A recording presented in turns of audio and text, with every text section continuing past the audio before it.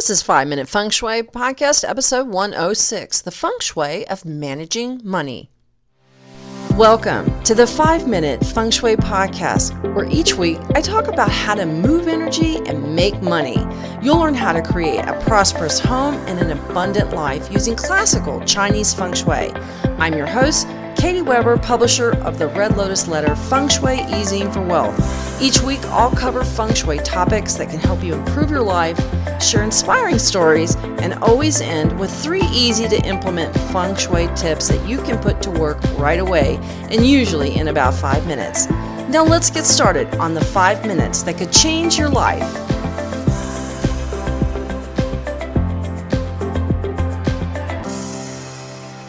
Hello, and how are you doing today, Feng Shui devotee? I hope you're having a fantastic day. I am recording this right before lunch. Hopefully you don't hear my stomach making growling sounds. I am ready for some lunch and getting back to work. I am working diligently on the 2021 Year of the Ox Feng Shui forecast, and I'm having a lot of fun. I love getting into it, like really up to my neck in Feng Shui details like that, and it's a lot of fun for me. But today I am doing all kinds of my weekly work so I can get it all done, so I can stay focused on writing that forecast and have all those details ready for you coming up for 2021. We've got some good things coming. It's always a mixed bag, you know. There's some good things, some not so good things, but I'm determined, and my fervent belief is that even when there's a difficult energy, there's a way to use it. We can learn from difficult circumstances. I'm a firm believer that we should always kind of look for that silver lining, because there almost always is, in my opinion. I think that we always find something good about a negative situation, but sometimes not. It's not always that way. It's not 100%, that's for sure. But I do try to find the lessons in whatever comes our way. And one of the things that we've got coming our way is a brand new star, a reigning star, coming to the center next year. That's going to be a long way away from the 7-star that we've dealt with this year. And it's going to be a different situation, but I'm excited to talk about it. And I really feel like the whole vaccine thing is going to be so supported. This is going to be the biggest thing about next year, is the COVID vaccine that's coming out. We've got yin metal year, and if a needle going into your arm doesn't sound like yin metal, I don't know what does. Now, I hope I didn't make you get queasy there or go ew, you know. But hey, you know, right now a vaccine and a needle in my arm and my behind, I don't care. I will take it.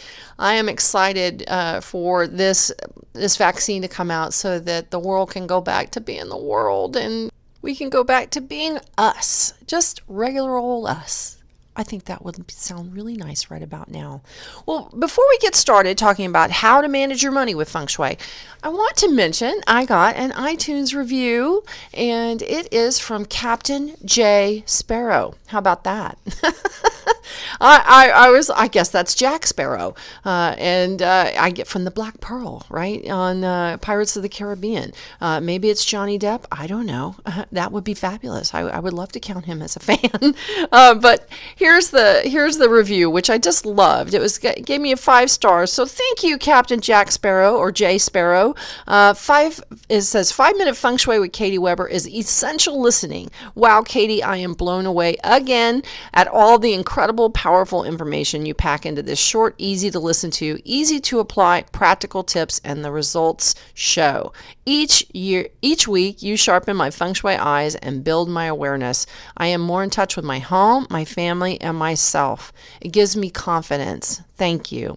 5 Minute Feng Shui podcast is a wonderful must listen in my car. Well, Captain J, I thank you so much for that, and I send you a big virtual podcast hug for putting that on iTunes. It really makes my day, and thank you so much for listening. That means a lot to me, and thanks for sending that in. Hopefully it made your day just to have that call out, because I do thank you so much. All right, well, let's start talking about managing money, because this is a thing, right? And we have a lot of a lot that goes on around money. Now, there's a lot of information about how to improve your money luck in Feng Shui, but not a lot that talks about how to actually handle it. And one of the biggest areas of unhappiness and frustration in a lot of people's lives is often our relationship with money. How you spend it, how you save it, how you invest or accumulate and earn your money. Sure, you can add Chinese coins and three-legged toads all over the house, but if you don't handle your money well, it really won't matter, because the way you handle your money is a big part of your money Feng Shui, and it does have a powerful effect on your ability to grow and attract your money, even outside of adding fountains and all that good stuff. So it's important that you respect all money. Now, this is, that sounds silly, I know, but it's like, do you keep your wallet neat? Do you throw receipts in it and gum wrappers and that kind of thing? Do you keep is it just wadded up? I've seen some people that have like a big old coin purse and they just have wads of money and they just stuff it in there and they unfold and uncrinkle their bills when they're pulling it out. Every time I look at that, I go just like, oh my gosh. But it's so important that we do have that respect for money. Now let's talk about the types of money, because there's a variety. You have money that goes toward your bills, maybe money that you save, money that you invest, and money that you have that you just spend for fun, right? Like travel or shopping or just going out to eat, just having a good time.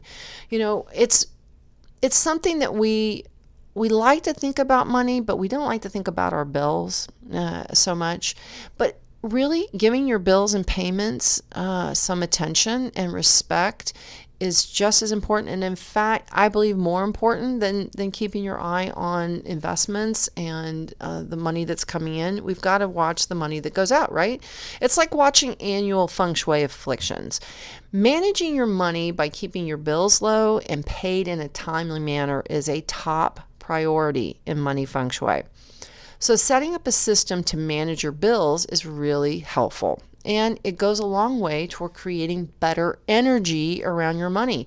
This is just the basic concept of Feng Shui. Where you put your money, or where you put your attention and your energy, where energy flows, energy goes. Where you put your attention on it, that's where your energy goes. And if you put no attention on your money, like your bills and that kind of thing, well, you get overdrawn or late payment notices, right? And then that costs you more money. So it pays to pay attention. Let's think about that. It pays to pay attention to our bills and to our payments and to managing our money. So setting up that system to manage bills is so important. Staying organized with money helps keep your focus on money and puts money's focus on you, which could be read as having more of it, right? So let's talk about having a color system for all your accounts. I really like this. This is like one of the most popular Facebook posts I've done is to talk about where to put your bills, where to put your income, and saving statements, investments. So let's go through that really quickly. And you might want to write some of these down, because I want you to go out shopping after this podcast and go get some of these things. Okay, so let's talk about bills. Where do we do? Let's handle bills first. I'm a big believer in handling the things that we need to handle first, and putting the fun after and behind that in line. So bills are where we're going to pay attention to, and we're going to put those in blue folders. Why in blue folders? Well, because blue is a yin color, and it's a color that doesn't activate. We want to keep those bills small, right? And we don't want to get them stimulated. In other words, if you put it in a red folder, you might have more bills. Actually, what we want to do is put them in blue and keep them not activated, inactive. Let's not say inactive, but we just don't want to have them activated and stimulated. We want to keep them small and very kind of quiet and undisturbed, other than just being paid. Now, when it comes to your income, this could be like your salary or your pay stubs or your royalty payment notices, that kind of thing. I love saying royalties. Oh, my royalties from such and such, or this. Anyway, maybe you get oil royalties. A lot of folks around here in Texas get oil royalties. But when it comes to your pay or stubs and your salary notices, keep those in a yellow folder. The reason when you put it in a yellow folder is because we want to have very stable and very grounded income, right? We want to keep that going, and we don't want it disturbed. We don't want it small. We don't want to have anything change that or rock that boat. And yellow is a very stable and grounded color. It's a color of earth. It's also a color of intelligence, and it's actually considered a money color. Yellow isn't one of the colors that we talk a whole lot about in Feng Shui, but it's actually a very powerful color. It is the color of intelligence and wisdom and good decision making, in addition to being a color that's representative of earth, which is a very stable and grounded kind of energy. And that's so important in our income. But it also has a little stimulation. There's a little, that brightness, the stimulation of what else is really big in yellow. The sun, right? And that's one of the best activators. So we like that to be activated but stable. So when it comes to your income, put all those stubs and statements, print them off. I like to see them in paper. Put them, if it's, you don't want to have a virtual income or virtual money. You want to have actual money. And sometimes I do think having things, this is where I'm going to go against, a lot of folks, work really hard to not ever touch paper. And I admire that. I really do. But sometimes I think you actually do need to have paper. You need to hold it. You need to see it. You need to look at it. You need to print it out. If it's just, bits and bytes out in the universe, somehow it doesn't seem real. And I'm constantly talking to my son about he just spends on his debit card, $5, $2, $3. I'm like, get cash, have real money. When you just swipe, you don't. After a while, it just doesn't. You don't really think about it. And so having that actual folder and actual statements are so important. Let's talk about savings accounts. So maybe you have a checking account, all your statements from your bank. These are perfect to put in a green or a brown folder. Why? Those are the colors of growth. We want more growth in our checking account statements, our savings statements, right? This is one of the things that I did when I actually first started in Feng Shui. I have a brown folder that I taped on a 3-tie Chinese coin that has red ribbon around it, and I taped it onto the front of this brown folder. I have used this brown folder for all of my Feng Shui formulas, my cheat sheets that I use that just for handy reference because I can't memorize everything. and so I have had that folder for 20 years. I have taped it on the inside, I've taped it on the outside, but it has promoted the growth of my business at a time of, actually is when 9/11 happened. That's when I started my business, a month before 9/11, and my business has grown. So we want your savings, we want your checking accounts, we want all of your financial accounts, your bank statements, to be in a green or brown folder because we want those to grow. Green and brown are the color of growth, and that's an active yang color. So we really like that. In fact, wealth, the actual Feng Shui wealth, that when we talk about wealth, this is not about income. Wealth is not about income. When we talk about income, we talk about, or with wealth, the color pale green. That represents like that little tiny green shoot that pops up through the ground in the wintertime, like a bedding plant. It's small, but it has great potential, and that's the color green. So either one of those colors is perfect. Now let's talk about investments. Now this could be your stock accounts. It might be maybe you have oil royalties in your family, and you invest in, or you have properties you invest in. Whatever type of investments that you have, put those statements in a red folder. The red activates them, and it keeps them going strong and keeps them fired up, and that's what we want with investments. Now, if you want to add a little bit more growth to that energy, you can put your savings statements in your green or brown folder, and your income statements, your salary and pay stubs in that yellow folder, and your investments in a red folder. And each one of those we have a 3-tie Chinese coin on, because that will activate them and make them grow and keep them good and active. We want that. We want those accounts to be good and active.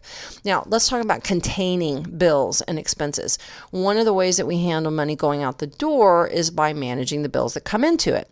So if you've got like paper bills that come to you in the mail, always pull those out of the mail immediately and put them into a small basket. I like a little basket, I call it a bill basket, to contain the bills and keep them small. And you put them in one place. Immediately pull out the bills from all the other mail and put them in that basket, or put them in one place. Maybe you have a little box or something, but just put them where you know where they are and that you've respected them, and that you know that when I have this on my counter, my kitchen counter, or my desk, my home office, wherever that is, you know that that's where they are, and that's where you pay attention to them. And this is something. It's sort of like when my husband and I were walking down the street one day, and there was a very, very aggressive dog, and he seemed friendly. But then when we turned in the street during our walk, it was like we turned our back on him, and suddenly he got very aggressive. And so we had to turn around, and we started walking backwards, but we kept watching him. And that's what you want to do with your bills. It's not that they're going to attack you. But that you have to keep an eye on them. You're respecting them by saying, I'm paying them on time, I'm putting them here, and I'm paying close attention. I'm not going to let them escape my attention or escape my notice. The art of acknowledging your bills and handling them right away keeps your focus and attention on them, and that really is good feng shui. It's also a good idea to select a single date to pay your bills if you can. One way to get behind on payments is having varying due dates, and if you need to pay at different times of the month, because that's the way your salary comes in, or you're paid from your job, have your bills set up so that you know that on the 1st and the 15th, or the 2nd and the 16th, or however you need to get it paid, that those are your bill paying days. So for me, I have my bills all set up for the 15th. I know if it's the 15th, I am late. Even though I set the 15th for my date for paying bills, I usually pay on the 13th or the 12th or something like that. I'm always a couple of days ahead of even my deadline. And I've set it up so that my credit cards and things are all set up on that day. So I know I never miss a payment because I know it's the 12th. Or it's the 13th, and the 15th is right around the corner. So really important. If you can get your days down to one a month, that would be really terrific. I do like to pick the 15th because that's a heaven. That's a heaven number. 1 and 5 is 6. 6 is heaven, and I believe in God. I trust. It's on the money here in America, and I believe heaven is looking out for me in that regard. So let's talk about money growing, spending versus investing. So once you've got your eye firmly on those bills and those accounts and where they're organized into color-coded folders, it's vital that you see your money grow. And in order to make your money grow, you've got to put it into something like a seed that you plant in the ground. Look at investments that take a small amount a month, like a seed, and that goes into the ground, which is an account, to grow. So be clear on one thing when it comes to growing your money. The money you put into an investment account isn't money buying a stock or a bond. It's an investment in you. And that's what I want you to understand about money. Is it's not going to that bank, or it's not going to Merrill Lynch or Bank of America or Wells Fargo. It's going to you. I think of financial growth as self-growth. When we spend money on manicures or vacations or a car, we usually have no problem spending on ourselves, but we often don't think about investing in ourselves. But investments are something that financially validates you, because the money you put into a savings or an investment like stocks is you paying you. So if you pay your bills, why not pay yourself? By even making a small monthly investment, you're putting money into your financial self-growth, and that can help you attract more, to earn more, and to have more. And that's what I want you to have, is more, right? More is more better. Now, water, let's think about water is the element that's associated with wealth. And just like adding a little water to a dry pump will actually bring the water up out of the ground, once you see yourself not just as a bill payer, but as an investor, and you see money growing, you'll accumulate and grow more money. You might say that you can't afford to do this, but I say you can't afford not to. If you want more money in your life, you've got to put more life in your money. Get an account going. They have new accounts called stock slices, and things like that. I mean, start setting aside like a savings account where you can see and just have money pulled out automatically. I do that all the time. My accounts have money that goes to different buckets, and and that money's just pulled out automatically. I never see it. And so when I get my savings, I've got like a little spending account. When I see that spending account, that money's just gone in there automatically. When I see my investment account and stocks, I see that money's just gone in automatically, and it's just growing. And this is what you want. Automated money making means automating that you send that money to it. It's so much easier to do when you do it that way, and you get the benefit of money just growing. It's interesting how you manage with what you have. So if the money just goes into these accounts automatically, it's amazing how you start to just manage with what you have, because that money's just been pulled out, but you're seeing it grow in other places. I love that. I love that so much. Anyway, do think about setting something up to automate your money growing. Now let's talk about fun money. Now if all your financial stuff and money is just sucked all the joy out of money for you, that's a real problem, because if money becomes a burden, then money is a burden. And we don't want money, bills, that kind of thing, debt, to be a burden. And it doesn't matter how much money you have that is going toward bills and debt. We don't think about having fun with our money a lot of times. I know I used to hate money when I was much younger, when I was just out of college and trying to learn to manage things. But I loved money, and I enjoyed money, and I spent money doing things that I loved. But it bothered me when I started getting into some bad habits when I got out of college, and those bad habits, they bit me, and I had to get back on the financial straight and narrow. And it was uncomfortable, because what I noticed was, the more uncomfortable I was about money, the more I avoided it. The more I avoided it, the worse it got. The worse it got, the more I avoided it. It's a vicious cycle. So I really want to say, one of the biggest things that changed for me was when I said, okay, Katie, we're going to look at this. We're going to lift the rug up, and we're going to see what's underneath it. And I started getting organized with my money and my bills, and I started paying attention to it, even the bills I didn't want to pay. But hey, I ate at those restaurants and I shopped at those stores. So that was on me. And once I started doing that, it's amazing the shift that occurred. So I really want to encourage you to do that. But now I want to talk about having fun with your money. A lot of times we don't think about having fun with money. It's that source of aggravation that for a lot of us. But when money is only about an obligation, which is paying this or that bill, it's really hard to enjoy it, and it's harder to see it accumulate. Now, do you remember being a kid and taking money out of a piggy bank to go buy something new, and how much fun that was? Well, here's my suggestion. Recreate that feeling with a fun account. So for instance, I have a bank account that's absolutely for fun.